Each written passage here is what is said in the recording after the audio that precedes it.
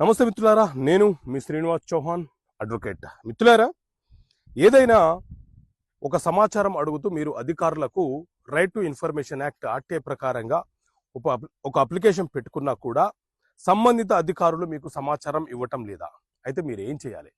So మిత్రులారా, మన దేశంలో రైట్ టు ఇన్ఫర్మేషన్ యాక్ట్ సమాచారపు హక్కు చట్టం 2005 నుంచి అమల్లోకి వచ్చింది. ఈ చట్టంలో మనకు ఒక 31 సెక్షన్స్ ఉంటాయి. ఈ చట్ట ప్రకారంగా ఎవరైనా సరే ఒక వ్యక్తి ఏదైనా ఒక సమాచారము కోరుతూ ప్రభుత్వ అధికారులకు ఒక అప్లికేషన్ పెట్టుకుంటే ఆ అధికారులు 30 నుంచి 45 రోజుల లోపు ఆ సమాచారము మనకు ఇవ్వాలి.